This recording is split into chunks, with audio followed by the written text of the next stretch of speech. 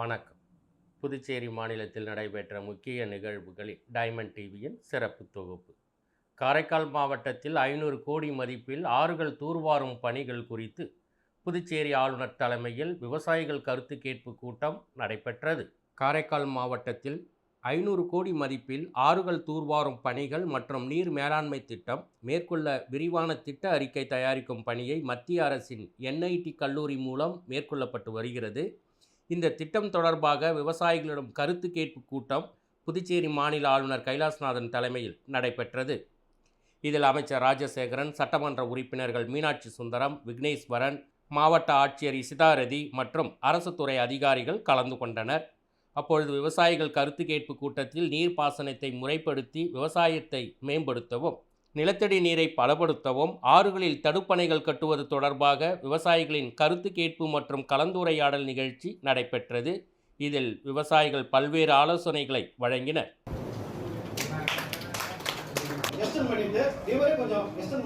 மாற்றி அமைச்சு எங்களுக்கு ரோடு அகலப்படுத்தி எங்களுக்கு கொடுக்கணும். அப்போதான் அங்கே ஆக்சிடென்ட் நடக்கிறது எல்லாமே குறையும். அதனால இந்த திட்டத்தில் வரக்கூடியது எங்களுக்கு இருக்கும். அதே போல பார்த்தீங்கன்னா அந்த பைபாஸில் போடும்போது நிறைய சேனலை க்ளோஸ் பண்ணிட்டாங்க. அதனால இந்த அப்படியே எதுவுமே ஸ்டாப் பண்ணிக்குது. நீங்கள் வேணால் அதை நேரடியாக பாருங்க. மேலும் இருக்கு எல்லாரும் வாங்கி கொடுத்து என்னோட வாரியம் முடிச்சுக்கிறேன். மிக்க நன்றி.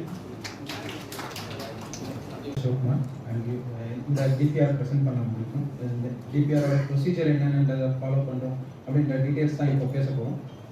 ஸோ எதுக்காக இந்த என்னென்னன்ற பார்ப்போம். ஒன்று வாட்டர் கன்சர்வேஷன், அப்புறம் ரிவர் இன்ஃப்ராஸ்ட்ரக்சர் டெவலப்மெண்ட் பண்ணுறோம், இரிகேஷன் அண்ட் கிரவுண்ட் வாட்டரை இம்ப்ரூவ் பண்ணுறோம், அப்புறம் சஸ்டைனபிள் நம்ம ஃப்யூச்சருக்கு பிளான் பண்ணி இப்போ அந்த டெவலப் டிஸ்கஷன் வச்சாச்சு. இது ரெண்டாவது டிஸ்கஷன்.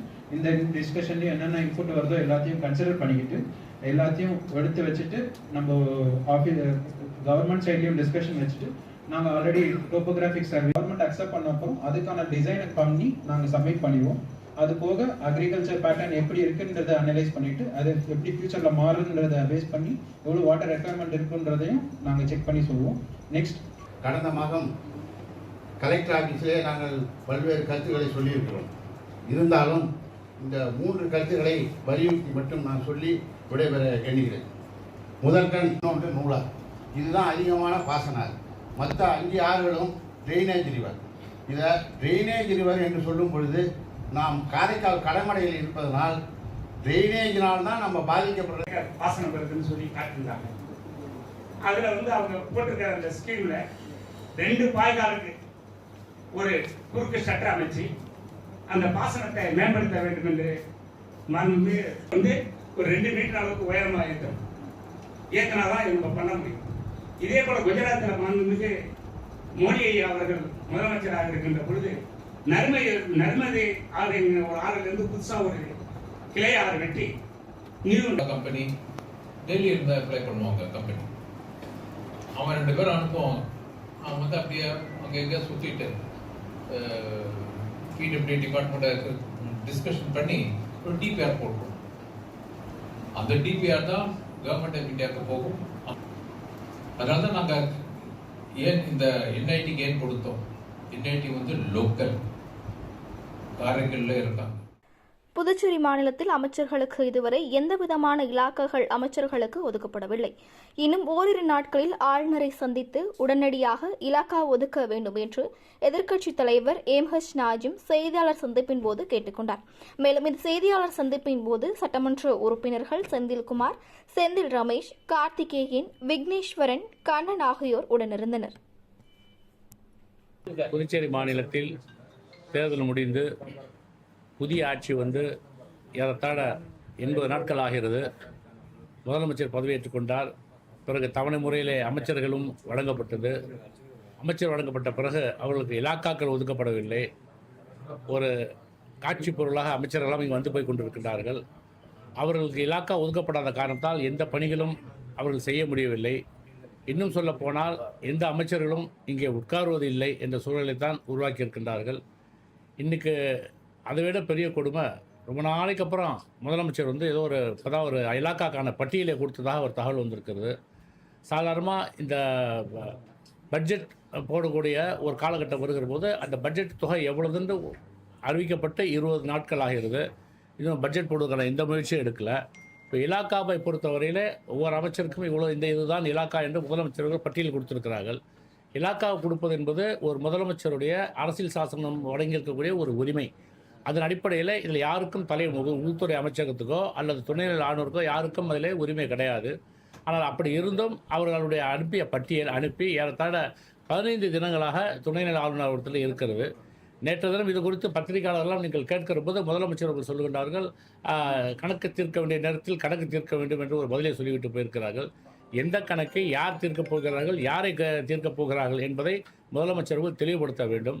இல்லை என்றால் துணைநிலை ஆளுநர் அவர்கள் எதற்காக அந்த கோப்புகளை நிறுத்தி வைத்திருக்கிறார், இலாக்கா கொடுப்பதில் அவருக்கு என்ன சிக்கல், என்ன காரணம் என்று பொதுமக்களுக்கு வெளிப்படுத்த வேண்டும். டபுள் இன்ஜின் கவர்மெண்ட் என்று சொல்லி ஆட்சிக்கு வந்து 2 முறை ஆட்சிக்கு வந்து ஒரு இன்ஜின் இப்படி போகுது, ஒரு இன்ஜின் இப்படி போகுது, திசை மாதிரி போயிட்டுருக்கு. ஆகவே இது ஒரு சரியான முடிவல்ல. மக்கள் ஜனநாயகத்தை கேலி குத்தாக்குறதை பார்த்து கொண்டு இருக்க மாட்டார்கள். எதிர்க்கட்சியாக இருக்கக்கூடிய நாங்களும் அதை அனுமதிக்க மாட்டோம். எனவே சட்டமன்றத்தை கூட்ட வேண்டும். 5 மாநிலங்களில் தேர்தல் முடிந்து 5 மாநிலங்களும் அவரவர்கள் அவர்களுடைய வேலையை பார்த்து கொண்டிருக்கிறார்கள். ஆனால் இன்றைக்கு ஒரு அமைச்சருக்கு இலாக்கா ஒதுக்கப்பட்டால்தான் பட்ஜெட் தாக்கல் செய்கிற போது என்னென்ன நம் முதலமைச்சரத்தில் சொல்லி அந்த இலாக்காவில் தேவையான விஷயங்களை பட்ஜெட்டில் சேர்க்கலாம் அப்படிங்கிற ஒரு இன்புட்ஸ் அப்போ தான் கிடைக்கும். எதுவுமே செய்யாமல் அமைச்சர்கள் வந்து போயிட்டு இருக்கிறாங்க தவிர முதலமைச்சர் வந்து போயிட்டு இருக்கிறாரு. இதெல்லாம் மக்கள் பிரச்சனைகள் இன்றைக்கி நிறையா இருக்குது. முதலமைச்சர் கேட்கும்போது என்ன சொல்கிறாருன்னா, என்ன பாதிப்பு இருக்குது, ஒரு பாதிப்பு இல்லையா, எந்த காரியம் நடக்கலை அப்படின்னு கேட்குறாரு. நீங்கள் பார்த்தீங்கன்னா பாண்டிச்சேரியில் வரலாறு காணாத மின்வெட்டு இருக்குது, வரலாறு காணாத குடிநீர் தட்டுப்பாடு இருக்குது. இன்னும் சொல்லப்போனால் இப்போ சாதாரணமாக இப்போ இலவச அரிசி வழங்குகிறோம். அரிசி வழங்குகிற போது கூட அந்த பயோமெட்ரிக் சிஸ்டம் ஒன்று கொண்டு வரோம். அதில் அவங்களுக்கும் போதுமான பயிற்சி இல்லை, மக்களுக்கும் தெளிவான ஒரு விளக்கம் இல்லை. அரிசி கொடுப்பதில் கூட மக்கள் ரொம்ப நேரம் காத்திருந்து வர வேண்டிய சூழல் இருக்கிறது. அது சம்மந்தமாக நாங்கள் பேசியிருக்கிறோம். இது வரைக்கும் அதுக்கான எந்த விதமான ஏற்பாடும் நடக்கலை. எல்லா துறைகளிலும் பணிகள் காலியாக இருக்கிறது. வேலைகள் ரொம்ப மந்தமாக நடைபெற்று கொண்டிருக்கிறது. இதெல்லாம் முடுக்கிவிட வேண்டும் என்பதற்காகத்தான் இலாக்காக்களை நம்ம கேட்கின்றோம். எனவே இலாக்காக்கள் ஏதோ எங்களுக்கு திராவிட முன்னேற்ற கழகத்துக்கு கொடுக்கப் போவதில்லை, அவர்கள் தான் இதை வைத்துக் கொள்ளப் போகிறார்கள். மக்கள் வேலை செய்யுங்கள். புதிதாக இத்தனை சட்டமன்ற உறுப்பினர்கள் வந்திருக்கிறார்கள். சாதாரணமாக ஒரு சட்டமன்றத்தை கூட்டி பட்ஜெட் போட்டிருந்தாருன்னா எம்எல்ஏக்கள் ஃபண்டில் ஏதோ 4 காரியங்கள் அதையும் செய்யலாம். எதுவுமே செய்ய முடியாமல் நாங்களும் அவங்கள மாதிரி வந்து போயிட்டு இருக்கக்கூடிய சூழல் தான் இருக்கிறது. இனியும் தாமதிக்காமல் இன்று மாலைக்குள் முதலமைச்சர் அவர்கள் துணைநிலை ஆளுநரை சந்தித்து அல்லது துணைநிலை ஆளுநர் அவர்களோ இந்த இலாக்காவுக்கான பட்டியலை ஒப்புதல் தர வேண்டும் என்று கேட்டுக்கொள்கின்றேன். இல்லை என்றால் முதலமைச்சர் தலைமையில் அனைத்து அமைச்சர்களும் முதலமைச்சருடைய துணைநிலை ஆளுநருடைய அலுவலகத்துக்கு சென்று நீங்கள் இலாக்கா கொடுக்கவில்லை என்று சொன்னால் நாங்கள் ராஜினாமா செய்து விடுவோம் என்று சொல்லக்கூடிய சூழலுக்கு வந்தால் மட்டும்தான் நீதி கிடைக்கும் என்பதை நான் இடத்தில் தெரிவித்துக் கொள்கின்றேன். நன்றி, வணக்கம். காரைக்காலில் கடல் பாசி வளர்ப்பு திட்டம் மூலம் மீனவ பெண்களுக்கு நல்ல வருவாய் கிடைக்கும் என ஆளுநர் கைலாசநாதன் தெரிவித்துள்ளார். ஒரு நாள் அரசு முறை பயணமாக காரைக்கால் வந்த புதுச்சேரி துணைநிலை ஆளுநர் கைலாசநாதன் திருமலைராயன்பட்டினம் பட்டினச்சேரியில் புதிதாக கட்டப்பட்ட 1.50 லட்சம் லிட்டர் கொள்ளளவு கொண்ட மேல்நிலை நீர்த்தேக்க தொட்டியை திறந்து வைத்து பொதுமக்கள் பயன்பாட்டிற்கு அர்ப்பணித்தார். தொடர்ந்து பட்டினச்சேரி மற்றும் கற்களாச்சேரி மீனவ பெண்கள் 3ஆம் கட்டமாக அறுவடை செய்த கடல் பாசியை வியாபாரிகளிடம் ஒப்படைத்து அதன் விற்பனை வருவாயை பெண்களிடம் வழங்கி பாராட்டினார். மீன்வளம் மற்றும் மீனவர் நலத்துறை செயல்படுத்தும் இந்த கடல் பாசி வளர்ப்பு திட்டம் மீனவ பெண்களுக்கு கூடுதல் வருமானம் ஈட்ட உதவுவதுடன் விரைவில் மற்ற கடலோர கிராமங்களுக்கும் விரிவுபடுத்தப்பட உள்ளது. நிகழ்ச்சியில் அமைச்சர் GNS ராஜசேகர், சட்டமன்ற உறுப்பினர்கள், மாவட்ட ஆட்சியர் இசிதாரதி மற்றும் அரசு அதிகாரிகள் கலந்து கொண்டனர். அவங்களுக்கு நம்ம ஒரு விஷயம் சொல்கிறதுக்கு டிலே ஆகுதுன்னா யாரும் கவலைப்பட வேணாம். அது உடனடியாக சொல்கிறதுக்கு நம்மளோட மணிகண்டன் சார் இருக்காரு. அவர் உடனே நம்ம ஒரு இன்ஃபர்மேஷன் சொன்னோன்னா உடனே அதுக்கு வழங்கல் திட்டம் திறப்பு விழா இனிதே தொடங்குகின்றது. துவக்கி வைக்கிற மாண்புமிகு புதுச்சேரி மாநிலத்தின் துணைநிலை ஆளுநர் அவர்களை அன்போடு வேண்டுகின்றோம். நான் உங்கள் முன் நிற்கிறேன். காரைக்கால் பகுதி மீனவ பெண்களின் உழைப்பு ஒரு வரலாறாக மாறிய நாள் இது. ஒட்டுமொத்தமான மீனவ சமுதாயம் வெற்றியோடு தலை நிமிர்ந்து நிற்கும் மகிழ்ச்சியை உங்கள் ஒவ்வொருடைய முகத்தில் நான் பார்க்கிறேன். அதை பார்க்கும்போது நானே அவார்ட் வாங்கியது போல எனக்கு தோன்றுகிறது. மீனவ சமுதாயத்தின் வாழ்வாதாரத்தை, மீனவ பெண்களின் பொருளாதாரத்தை முன்னேற்ற சில மாதங்களுக்கு முன்பு கடல் பாசி வளர்ப்பு முறையை நாம் தொடங்கினோம். மாண்புமிகு மத்திய மீனவ அமைச்சர் அதை தொடங்கி வைத்தார். அந்த திட்டத்தை அறிமுகப்படுத்திய போது இது சாத்தியமா என்ற சந்தேகம் சிலருக்கு இருந்தது, இயற்கைதான். ஆனால் அந்த சந்தேகங்களை எல்லாம் சவாலாக மாற்றி எங்களால் முடியும் என்று சாதித்து காட்டியிருக்கிறார்கள் காரைக்கால் மீனவ பெண்கள். மீன் பிடிப்பது மட்டும்தான் இருந்த நிலை மாறி கடல் பாசி வளர்ப்பு என்றும் மாற்று திட்டத்தை கையில் எடுத்திருக்கிறீர்கள். 3 தவணையில் மொத்தம் 9 டன் அதிகமான புதிய ரக கடல் பாசியை அறுவடை செய்திருக்கிறார்கள். இது வெறும் தொழில் அல்ல, ஒரு பொருளாதார புரட்சி. புதுச்சேரி வரலாற்றிலேயே இவ்வளவு பெரிய அளவில் கடல் பாசி உற்பத்தி செய்தது இதுதான் முதல் முறை. ஐசிஆர் அண்ட் சிஎம்எஃப்ஆர் அதிகாரிகளுக்கு இந்த நேரத்தில் வாழ்த்துக்களை தெரிவித்துக் கொள்கிறேன். மாண்புமிகு பாரத பிரதமர் நரேந்திர மோடியின் ஆத்ம நிர்பர் பாரத் கனவை நனவாக்கி நீங்கள் சாதனைப்படுத்தியிருக்கிறார்கள். எனக்கு தெரியும், குஜராத்தில் அவர் முதலமைச்சராக இருக்கிற போது அப்பேர் சொல்லுவாங்க, எனக்கு இந்த கடல் பாசி சீவீட் கல்டிவேஷன் கொண்டு வரணும். நாங்கள் ஆரம்பிச்சோம் மாவனகர் 2 வருஷம் ரொம்ப கஷ்டப்பட்டோம். அப்போ கூட அந்த ப்ராஜெக்ட் ஃபெயிலியர் ஆச்சு, அது முன்னுக்கு வரல. ஆனால் இது தொடங்கி 3 மாசத்திலேயே காரைக்கால் பெண்கள், மீனவ பெண்கள் அதை சாதித்தார். எங்களுடைய உழைப்பை பார்த்து கடல் தாய் பூரித்து போய் கடல் பாசி விளைச்சல் மூலமாக தன்னுடைய செல்வத்தை வாரி வழங்கி இருக்கிறார். உங்களுடைய உழைப்பின் பயனை இன்று எல்லோரும் வியப்பாக பார்க்கிறார்கள். ஒரு சமுதாயத்தில் பெண்கள் முன்னேறினால் அந்த சமுதாயம் மட்டுமல்ல, அந்த நாட்டின் பொருளாதாரம் சேர்ந்து முன்னேறும் என்பதை நீங்கள் நிரூபித்திருக்கிறீர்கள். இந்த வெற்றியின் அடுத்த கட்டமாக காரைக்கால் காளிக்குப்பத்தில் திறன் மேம்பாடு மையம் மற்றும் 1.72 கோடி செலவில் பிரம்மாண்டமான கடல் பாசி பதப்படுத்தும் மையம் அமைக்க பாரத பிரதமர் ஒப்புதல் அளித்திருக்கிறார். அதற்கான ஆரம்ப கட்ட பணிகள் தொடங்கிவிட்டது. இன்னும் சில மாதங்களில் இந்த மையம் இயங்க தொடங்கும் என்பதையும் மகிழ்ச்சியுடன் பகிர்ந்து கொள்கிறேன். மீன் பிடித்தடை காலம், பருவநிலை மாற்றம், புயல் என்ற பல நெருக்கடிகளை மீனவ மக்கள் சந்தித்திருக்கிறார்கள். அந்த நேரங்களில் மீனவர்கள் வாழ்வாதாரம் பாதிக்கப்படக்கூடாது என்பதற்காக இது போன்ற மாற்று திட்டங்களை மத்திய அரசு கொண்டு வருகிறது.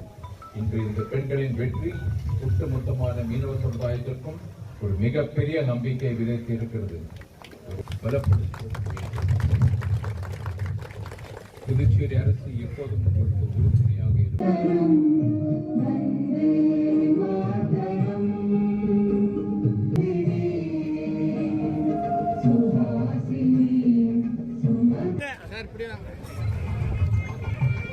அறுவடை செய்யப்பட்ட கடல் பாசியை வணிகரிடம்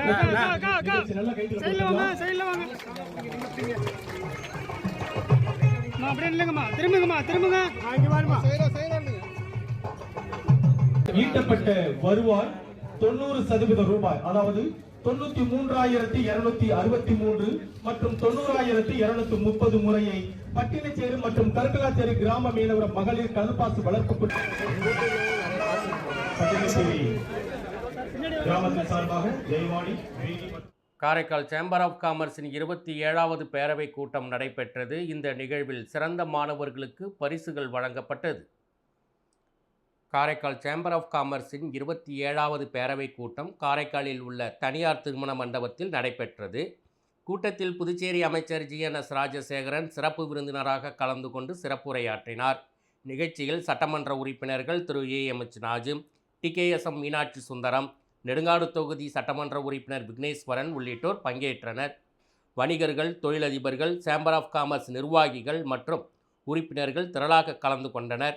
நிகழ்ச்சியின் ஒரு பகுதியாக 2025-26 கல்வியாண்டில் 10 மற்றும் 12ஆம் வகுப்பு பொதுத் தேர்வில் முதல் 3 இடங்களை பெற்ற மாணவ மாணவியர்களுக்கு ரொக்கப் பரிசு, சான்றிதழ் மற்றும் நினைவு பரிசுகளை அமைச்சர் GNS ராஜசேகரன் மற்றும் சட்டமன்ற உறுப்பினர்கள் வழங்கி பாராட்டினர். பின்னர் நடைபெற்ற பேரவைக் கூட்டத்தில் 2026 ஆண்டிற்கான பல்வேறு தீர்மானங்கள் நிறைவேற்றப்பட்டன. குறிப்பாக காரைக்காலில் நீண்ட காலமாக நிலவி வரும் மின்சார விநியோக குறைபாடுகளை உடனடியாக சீரமைக்க வேண்டும். தொழில் மற்றும் வணிக வளர்ச்சிக்கு தேவையான அடிப்படை கட்டமைப்பு வசதிகளை அரசு மேம்படுத்த வேண்டும். மழைநீர் வடிகால் மற்றும் சாலை வசதிகளை மேம்படுத்த வேண்டும் உள்ளிட்ட பல்வேறு கோரிக்கைகள் தீர்மானங்களாக நிறைவேற்றப்பட்டன. நிகழ்ச்சியில் உரையாற்றிய அமைச்சர், காரைக்கால் சேம்பர் ஆஃப் காமர்ஸ் மாவட்டத்தின் வளர்ச்சிக்காக தொடர்ந்து சிறப்பாக செயல்பட்டு வருகிறது. காரைக்கால் இளைஞர்களுக்கு உள்ளூரிலேயே அதிக வேலைவாய்ப்புகளை உருவாக்குவது அனைவரின் பொறுப்பு. ஒவ்வொரு வணிக நிறுவனமும் தங்களது ஊழியர்களுக்கு இஎஸ்ஐ, பிஎஃப் உள்ளிட்ட மத்திய அரசின் சமூக பாதுகாப்பு திட்டங்களின் பயன்களை வழங்கும் வகையில் பணியில் அமர்த்தினால் இளைஞர்கள் தனியார் நிறுவனங்களில் பணியாற்ற ஆர்வம் அதிகரிக்கும் என கூறினார். புதுச்சேரி அரசு மற்றும் முதலமைச்சர் மத்திய அரசின் பல்வேறு மக்கள் நலத்திட்டங்களை சிறப்பாக செயல்படுத்தி வருவதாக குறிப்பிட்ட அவர், நானும் காரைக்கால் சேம்பர் ஆஃப் காமர்ஸின் 20 ஆண்டு கால உறுப்பினர் என்பதில் பெருமை கொள்கிறேன் என்றும் தெரிவித்தார். நிகழ்ச்சியின் நிறைவில் மாணவர்களுக்கு வாழ்த்து தெரிவிக்கப்பட்டதுடன் காரைக்கால் மாவட்டத்தின் வணிகம், தொழில் மற்றும் வேலைவாய்ப்பு வளர்ச்சிக்காக அரசு மற்றும் வணிக அமைப்புகள் இணைந்து செயல்பட வேண்டும் என வலியுறுத்தப்பட்டது.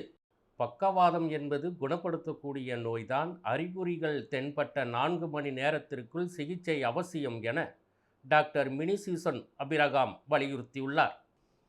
பக்கவாதம் என்பது குணப்படுத்த முடியாத நோய் என்ற தவறான எண்ணம் பொதுமக்களிடையே நிலவி வருகிறது. ஆனால் அறிகுறிகள் தென்பட்ட முதல் 4 மணி நேரத்திற்குள் நோயாளியை மருத்துவமனைக்கு அழைத்து சென்று சிகிச்சை அளித்தால் பெரும்பாலான நோய்களை குணப்படுத்த முடியும் என நியூராலஜி சிறப்பு மருத்துவர் டாக்டர் மினி சூசன் அபிரகாம் தெரிவித்துள்ளார். காரைக்காலில் செயல்பட்டு வரும் அப்போலோ மருத்துவமனை தகவல் மையம் சசி சர்வீஸ் பாலிகிளினிக் நடைபெற்ற நியூராலஜி சிறப்பு ஆலோசனை முகாமில் செய்தியாளரிடம் பேசிய அவர், நியூராலஜி நோய்கள் குணப்படுத்த முடியாது என்பது தவறான கருத்து. தற்போதைய நவீன மருத்துவ முறைகளால் பக்கவாதத்தின் பெரும்பாலான பாதிப்புகளை சரியான நேரத்தில் சிகிச்சை அளிப்பதன் மூலம் கட்டுப்படுத்தவும் குணப்படுத்தவும் முடியும் என்றார். பக்கவாதம் ஏற்பட்ட 4.5 மணி நேரத்திற்குள் மருத்துவமனைக்கு வந்தால் மருந்து மூலம் சிகிச்சை அளிக்க முடியும் என்றும், 24 மணி நேரம் வரை குறிப்பிட்ட சில நோய்களுக்கு இரத்த குழாய் அடைப்பை அகற்றும் நவீன சிகிச்சை சிறப்பு மருத்துவமனைகளில் கிடைப்பதாகவும் தெரிவித்தார். பக்கவாதத்தின் ஆரம்ப அறிகுறிகளாக ஒரு பக்கம் கை அல்லது கால் செயலிழக்கும், முகம் ஒரு பக்கம் சாயக்கூடும், பார்வை குறைபாடு, நடக்கும்போது தடுமாற்றம், பேச்சு குளறுதல், திடீரென பேச முடியாமல் போவது அல்லது பிறர் பேசுவதை புரிந்து கொள்ள முடியாமல் இருப்பது போன்றவைகள் இருக்கும் என்றும், இவ்வாறான அறிகுறிகள் தென்பட்டால் தாமதிக்காமல் உடனடியாக அருகில் உள்ள மருத்துவமனைக்கு நோயாளியை அழைத்து செல்ல வேண்டும் என்றும் அவர் வலியுறுத்தினார். பொதுமக்களிடையே பக்கவாதம் குறித்த விழிப்புணர்வு அதிகரிப்பதே உயிர்களை காப்பாற்றும் முக்கிய வழி என்றும், ஆரம்பகட்ட சிகிச்சையை நோயாளியின் முழுமையான மீட்சிக்கு அடித்தளமாக அமையும் என்றும் டாக்டர் மினி சூசன் அபிரகாம் தெரிவித்துள்ளார். குறிப்பாக காரைக்காலில் செயல்பட்டு வரும் அப்போலோ மருத்துவமனை தகவல் மையம் சசி சர்வீஸ் பாலிகிளினிக் மூலம் சென்னை அப்போலோ மருத்துவமனையைச் சேர்ந்த நரம்பியல், இதய நோய், எலும்பியல், சிறுநீரக நோய் உள்ளிட்ட பல்வேறு துறைகளின் சிறப்பு மருத்துவர்கள் வாரந்தோறும் மருத்துவ ஆலோசனை மற்றும் சிறப்பு மருத்துவ முகாம்களை நடத்தி பொதுமக்களுக்கு மருத்துவ சேவையை வழங்கி வருவது குறிப்பிடத்தக்கது. We have to do at a nearby place. அதுக்கப்புறம் 24 hours வரைக்கும் ட்ரீட்மெண்ட் அவைலபிளாக இருக்கும். அது வந்து ஸ்பெஷலைஸ்ட் சென்டரில் தான் available. That awareness have to be created among the public. Public nadhu awareness venam. So it have to be taken care to a nearby higher center where this 24 hours treatment, the removing the clot, everything is feasible nowadays. So stroke is very much reversible 24 hours. So I mentioned some aspects of the neurology treatment. Neurology எப்படிமே எல்லாரும் சொல்லுவாங்க reversible அல்ல, treat பண்ண முடியாது. அப்படி கிடையாது. Correct early diagnosis and treatment எல்லா கண்டிஷன்ஸும் நமக்கு treat பண்ணி ரிவர்சிபிள் ஆகிறதுக்கு வாய்ப்புகள் இருக்கு. ஸ்ட்ரோக்கின் சிம்டம்ஸ் என்னன்னா, யூஸ்வலா பேஷண்ட்ஸ் வருന്നത് சுண்டு ஒரு பக்கம் டிவேட் ஆவாங்க, அல்லைனா ஒரு பக்கம் கைகால் வராம இருப்பாங்க, அல்லைனா விஷனுக்கு ஏதாவது ப்ராப்ளம் வருவாங்க, திடீர்னு நடக்கும்போது தடுமாறின மாதிரி வருவாங்க. இதுதான் காமன் சிம்டம்ஸ். அல்லைனா பேச்சு உளறன மாதிரி வருவாங்க, திடீர்னு பேச்சு வராம இருப்பாங்க, அல்லைனா பேச்சு we can understand. இந்த மாதிரி தான் யூஸ்வலா வருவாங்க. ஸோ இது திடீர்னு within a half an hour ஒரு இது வரைக்கும் நல்லா இருந்துட்டு திடீர்னு இந்த சிம்டம்ஸ் வந்தேன்னா நம்ம ஸ்ட்ரோக் தான் சஸ்பெக்ட் பண்ணணும். Immediately have to taken care of a nearby hospital. 4 hours within 4 hours treatment is available. That is the awareness. நீங்க எல்லாருமே அது எல்லாருக்கிட்டும் அந்த ஒரு அவேர்னஸ் டெவலப் பண்ணணும். அதுக்கப்புறம் இமீடியட் 4 ஹவர்ஸ்ல காண்டாக்ட் பண்ணி நம்ம இந்த ட்ரீட்மெண்ட் முடிச்சதுக்கு அப்புறம் ஹையர் சென்டர்ல தான் further treatment possible. So that have to be refer to higher center. Immediate care we can manage at our place itself within 4 hours. காரைக்காலில் நஷா முக்த் யுவா விக்சித் பாரத் என்கிற திட்டத்தின்படி போதை ஒழிப்பு விழிப்புணர்வு நிகழ்வு நடைபெற்றது. போதைப் பொருள் இல்லாத இந்தியாவை உருவாக்கும் நோக்கத்தில் இந்திய அரசின் இளைஞர் விவகாரங்கள் மற்றும் விளையாட்டு அமைச்சகத்தின் கீழ் செயல்படும் மை பாரத் மற்றும் தேசிய சேவை திட்டம் சார்பில் நஷா முக்த் யுவா விக்சித் பாரத் மாவட்ட அளவிலான போட்டிகள் காரைக்கால் பெருந்தலைவர் காமராஜர் கல்வியியல் கல்லூரி அரங்கில் நடைபெற்றது. இந்த போட்டிகள் மாவட்ட இளையோர் அலுவலர் ராமச்சந்திரன் மேற்பார்வையில் நடைபெற்றது. இதில் காரைக்கால் மாவட்டத்தைச் சேர்ந்த பல்வேறு பள்ளிகள், கல்லூரிகள் மற்றும் இளைஞர் அமைப்புகளைச் சேர்ந்த மாணவ மாணவியர் மற்றும் இளைஞர்கள் ஆர்வமுடன் கலந்து கொண்டனர். போதைப் பொருளின் தீய விளைவுகள் குறித்த விழிப்புணர்வை ஏற்படுத்தும் வகையில் நடைபெற்ற இந்த நிகழ்ச்சியில் பேச்சு போட்டி, கவிதை போட்டி, ஓவியப் போட்டி, குழு நடன போட்டி, தெரு நாடக போட்டி, ரீல் செய்யப்பட்டது. நிகழ்ச்சியில் பேசிய மாவட்ட இளையோர் அலுவலர் ராமச்சந்திரன், இளைஞர்களிடையே போதைப்பொருள் ஒழிப்பு குறித்த விழிப்புணர்வை ஏற்படுத்துவதும் போதைப்பொருள் இல்லாத சமூகத்தை உருவாக்குவதில் இளைஞர்களின் பங்களிப்பை அதிகரிப்பதுமே இந்த போட்டிகளின் முக்கிய நோக்கம் என்றார். மாவட்ட அளவில் வெற்றி பெறும் போட்டியாளர்கள் மாநில அளவிலான போட்டிகளில் பங்கேற்க தேர்வு செய்யப்படுவார்கள் என்றும், இளைஞர்கள் சமூக நலன் சார்ந்த விழிப்புணர்வு நடவடிக்கைகளில் தொடர்ந்து பங்கேற்க வேண்டும் என்றும் அவர் வலியுறுத்தினார்.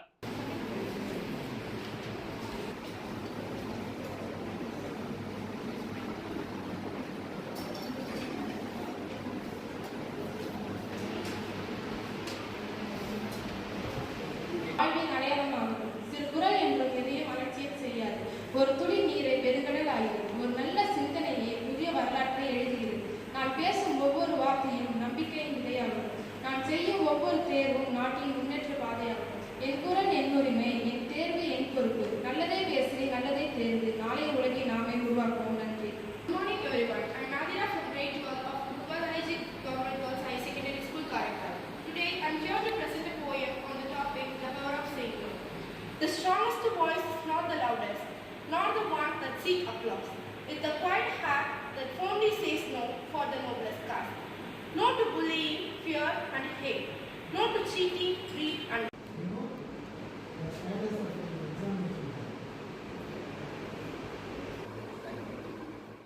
இத்துடன் இந்த சிறப்பு தொகுப்பு நிறைவு பெறுகிறது. வணக்கம்.